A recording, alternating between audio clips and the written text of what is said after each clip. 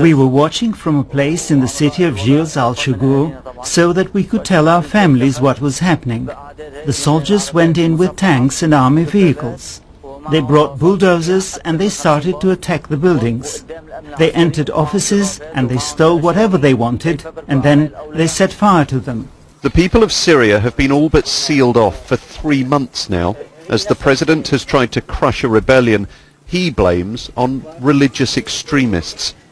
What many people here have told us is that the Syrian army and secret police are getting closer to this point every day. We now believe that they're just 2 or 3 miles in that direction. And on the other side of the country, we also know that army units are getting closer to centres of rebellion along the Iraqi border. The tactic seems clear. The army, the regime, is trying to assert its dominance across the country to quash the rebellion. This happened just before 2 days, or 3 days. And this, many here told us, is how the army's doing it. We can't show this mobile phone footage. It's of a dead man with a long bloody wound along the top of his skull. What does this make them think of their president? Bashar? He's a traitor, this man told us. He should give us our freedom. Such open dissent was once unheard of in Syria.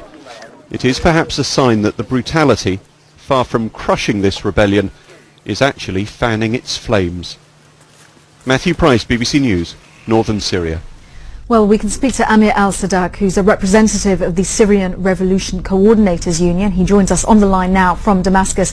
Amir, you were actually at a protest in Damascus. Just describe what you saw today. Good evening, ma'am. Yes, indeed. I was in a protest to the north of Damascus today. We were 1,500 people approximately, and almost 200 security forces members and a number of militia personnel confronted us right after we arrived to the main square of the area. We received many gas bombs, tear gas bombs, and later rubber bullets. Just to make a note, it's the first time during the last 3 months that we enjoy the privilege of rubber bullets, because usually we're shot at with live ammunition. Later, some arrests were made. 2 people were arrested. One of them was brutally hit in my area, and we believe that later during this week there will be more arrests based on this detention, because we know that every time there was somebody arrested, he will be asked to identify other peaceful protesters.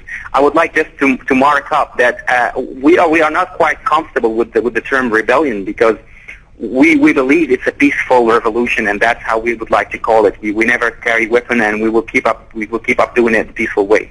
Well, we're hearing that President Assad is describing this rebellion, and he's blaming this, as you say, you're not happy with the term, but he's blaming it on religious extremism. How does that make you feel? Well, I'm happy that the foreign media is following this story now, but I'm quite upset a little bit, because you're only following it only after the Syrian state TV marked a mass grave with 120 soldiers in Jisr al-Shugur, which is something that there was a mass grave in Dar'a more than a month before. It was committed by the regime itself, and yes, the Syrian state TV has been telling this statement over the last 3 months, and nobody here believes it, because we see in the street how different it is.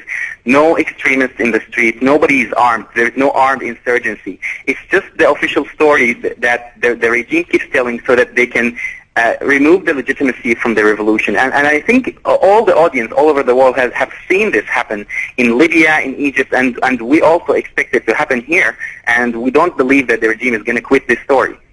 Okay, Amir al-Sadaq, who was one of the people at a protest in Damascus. Thank you very much for describing your views there.